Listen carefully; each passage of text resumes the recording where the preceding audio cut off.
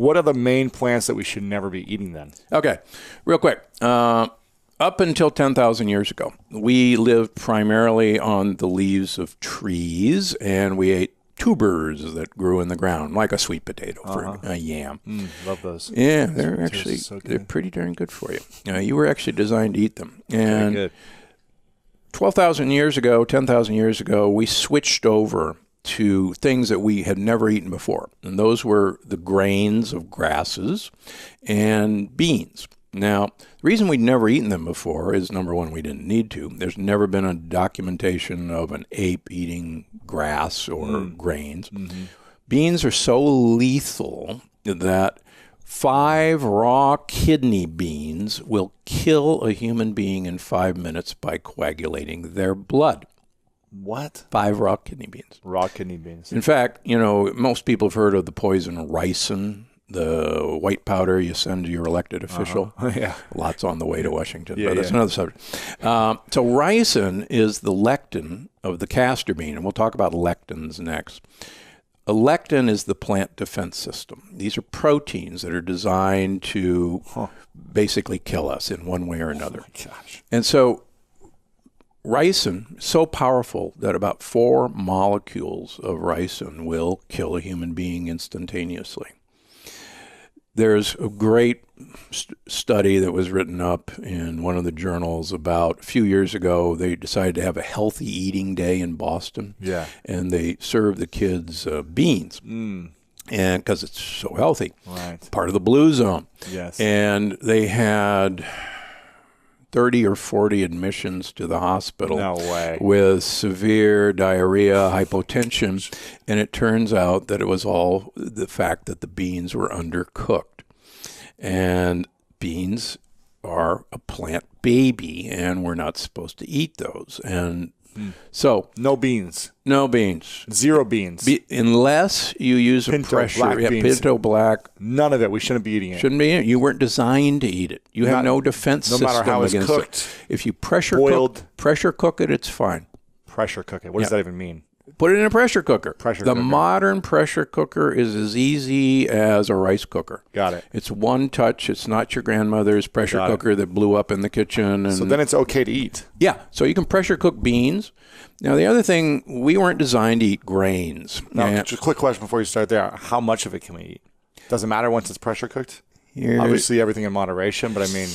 Yeah, well, like I was presenting... Like 20 beans are going to kill me, or what? No, if you pressure cook them, they're fine. It's all good. Okay, yeah. cool. And we talk about how to do this in the plant paradox. Got it. Okay, cool. But my personal feeling is the only purpose of eating a bean is to get olive oil into my mouth, and we can talk about that as we go along. Okay. So grains, for instance, everybody heard about gluten. Yes. All right. So gluten is a lectin. And again, a lectin is a plant's defense system. It's a protein that actually is designed to act like incoming guided missile attacks on the inside wall of our gut. And these things actually pry open the lining of our gut and actually break through the border. Really? Yeah, they really do. And that's what causes eczema and causes breakouts. Yeah, exactly. Acne, brain fog, irritable bowel.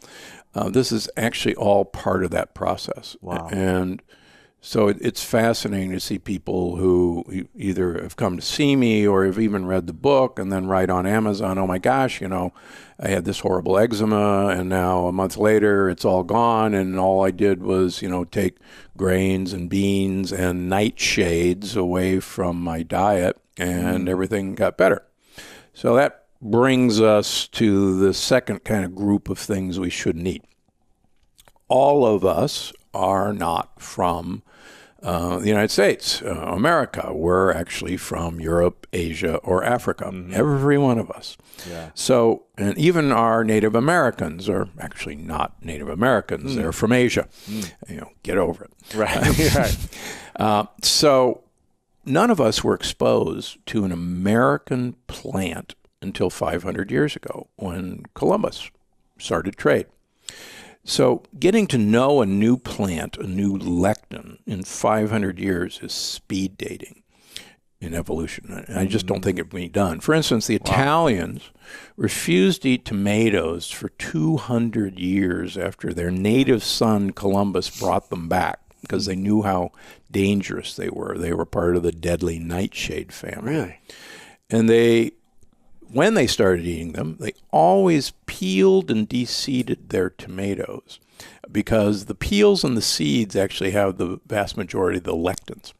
And it's interesting. Years ago, I did my fellowship in children's heart surgery in London, England, and I had a house officer from Italy, and he invited me up for pasta and tomato sauce. Yes. And so I brought, it'd be nice if I bought a couple cans of canned tomatoes, help out. Sure. And he looks at it, he says, "Why did you bring me this? We can't use this." And I said, "What do you mean it's canned tomatoes?"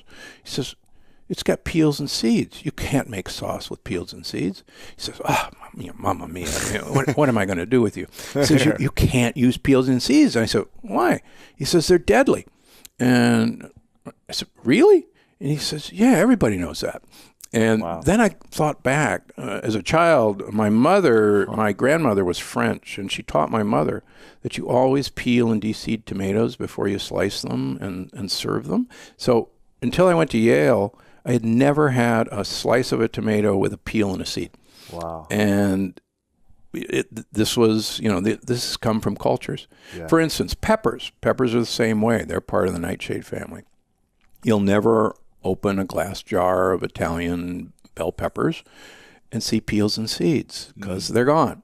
And the most striking thing is the Southwest American Indians always peel and de-seed their peppers before they eat them. The hatch chili roast will be happening in another month.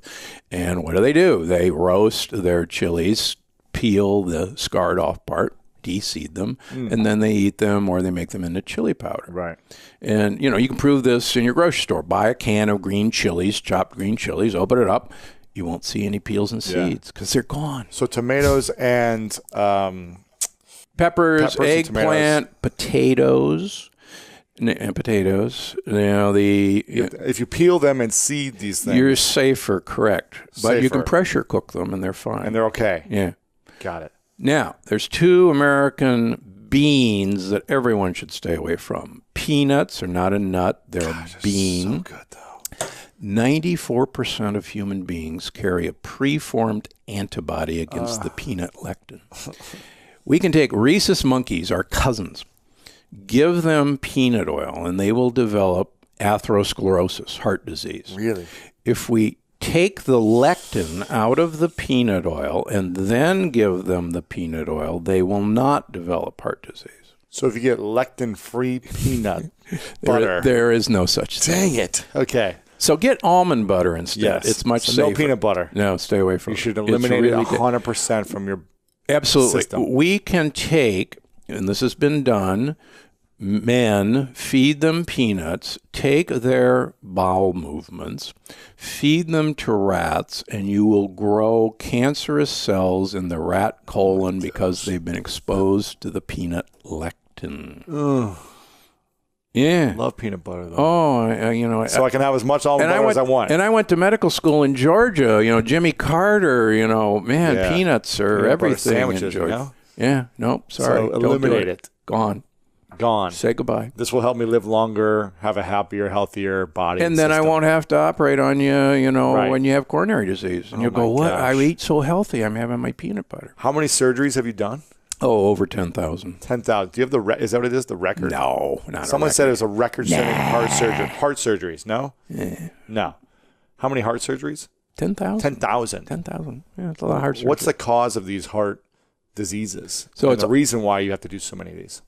It's all in the plant paradox. So 17 years ago, I met a guy by the name of Big Ed, who was a 38-year-old guy who came to see me at Loma Linda because I'm one of these surgeons who will operate on anybody. Wow. Big Ed. Take the rip. Big Ed. 500-pounder? Big Ed, actually, when I met him, weighed 265 pounds. Wow. But he had such extensive coronary artery disease that you couldn't put stents in him. You couldn't do bypasses because there wasn't any place to land. And he was from Miami, and he'd been going around the country carrying his angiogram, the movie of his heart, his cardiac catheterization.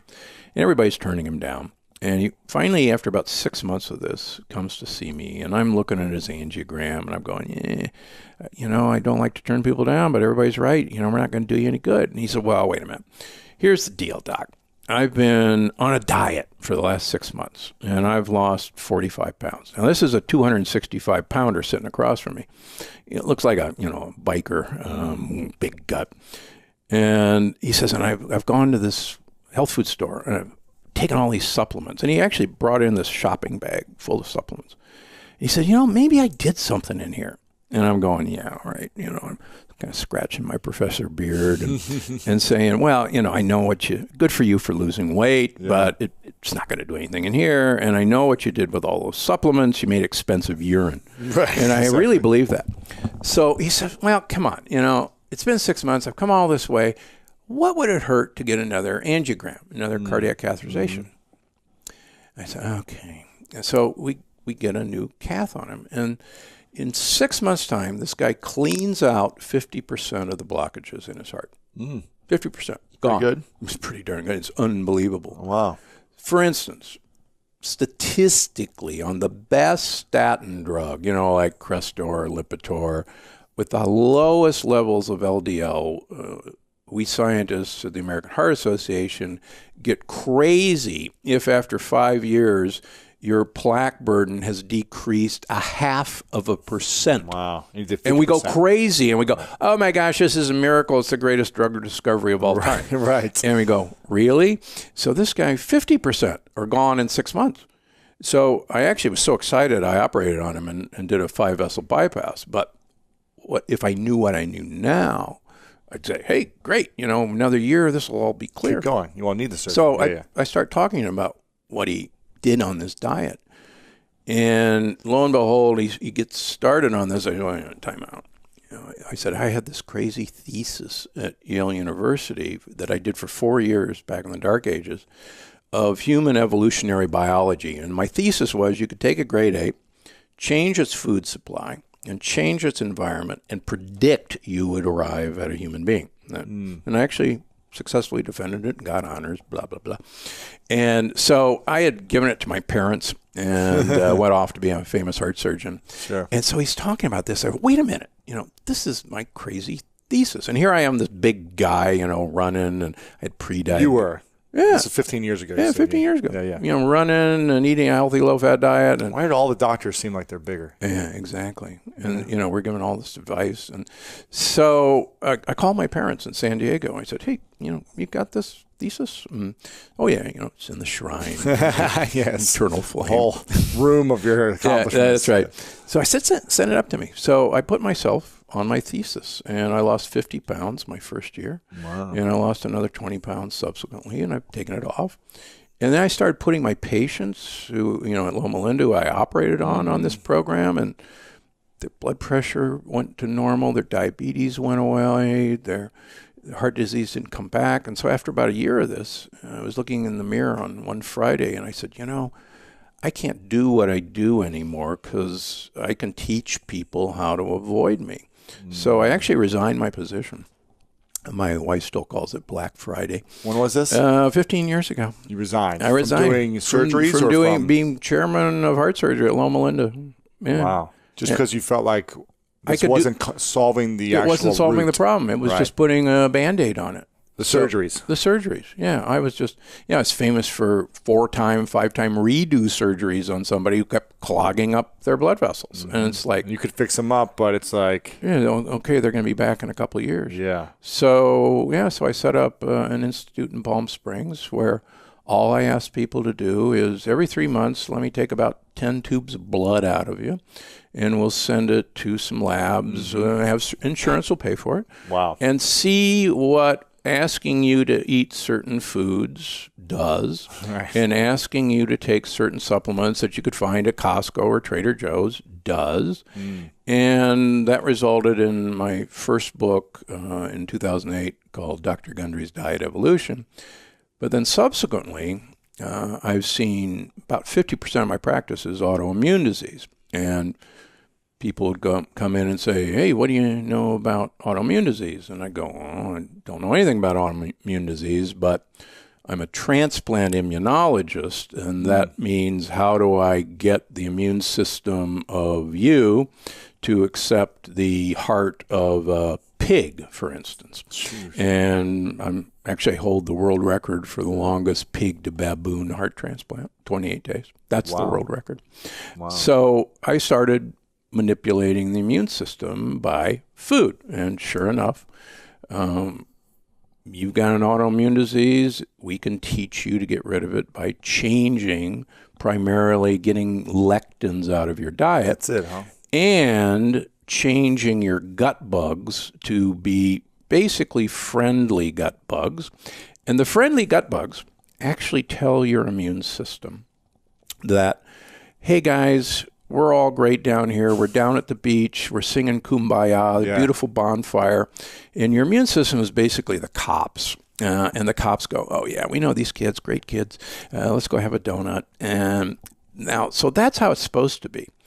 But let's suppose a gang member moves into your neighborhood. Now, all of a sudden, you're putting up bars on your windows, and you got neighborhood watch patrols, and you're shooting guys with hoodies without asking questions.